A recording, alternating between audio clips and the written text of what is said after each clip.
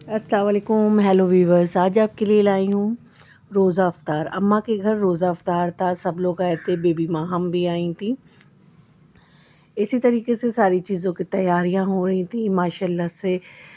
19ویں روزے کو روزہ افطار اماں کے گھر ہوا اور سبھی لوگ آئے اور ساری تیاریاں دھیرے دھیرے ہوتی جا رہی تھیں۔ سب بھابھی بہنیں سب مل کے کر رہی تھیں۔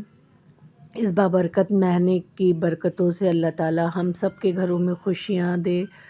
اور اسی طریقے سے دیکھیے ساری چیزیں تیار ہو گئی تھیں، پیٹیز، پالکی،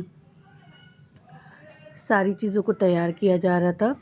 سینڈوچ، چیز سینڈوچ اور سب پلیٹوں میں لگائے جا رہے تھے اور فروٹ چاٹ کٹ رہی تھی۔ اسی طریقے سے دھیرے دھیرے سبھی لوگ کام میں لگے ہوئے تھے اور ساری چیزوں کو ارینج کیا جا رہا تھا۔ روزے کا وقت دھیرے دھیرے قریب آ رہا تھا اور ماشاءاللہ جب گھر میں روزہ افطار ہو، بھائی بہن سب ساتھ میں ہوتے ہیں تو اس کا ماحول ہی الگ ہوتا ہے اور بہت ہی اچھا لگتا ہے۔ ایسی چھوٹی چھوٹی چیزیں جب ہوتی ہیں گھر میں تو بہت ہی اچھا لگتا ہے۔ اور رمضان کے اس مبارک مہینے میں آپ گھر میں روزہ افطار کرائیں تو بہت اچھا لگتا ہے اور اس سے ثواب بھی بہت زیادہ ہوتا ہے اور دلوں میں محبت بھی بڑھتی ہے۔ اسی طریقے سے ساری کراکری نکال لی گئی تھی، ساری چیزوں کو ارینج بہت ہی اچھی طریقے سے کیا گیا تھا اور جو کچھ چیزیں رہ گئی تھیں وہ بھی فٹافٹ تیار کی جا رہی تھیں۔ یہ پھلکی ہے وہ بھی کرسپی کرسپی پتہ گوبھی کی، اور یہ شاخیں تیار ہو گئی تھیں بالکل، اور آلو کے کچالو بھی اسی طریقے سے ساری چیزوں کو ارینج کیا گیا۔ اور رمضان میں آپ کے گھر جب سب لوگ آتے ہیں اور گیدرنگ اس طریقے کی ہوتی تو بہت ہی اچھا لگتا ہے، کیونکہ آج کل ہر کسی کے پاس وقت تو بہت ہی کم رہتا ہے اور یہ چھوٹے چھوٹے فنکشنوں میں جب سب لوگ اکٹھا ہوتے ہیں تو بہت ہی اچھا لگتا ہے جب سب بھائی بہن ایک ساتھ ہوتے ہیں اور بہت ہی خوشی بھی ملتی ہے۔ اسی طریقے سے ہم سب اپنے گھروں میں چھوٹے چھوٹے فنکشن کریں اور سب کو بلائیں تو اس سے بہت ہی اچھا لگتا ہے اور محبت بھی برقرار رہتی ہے۔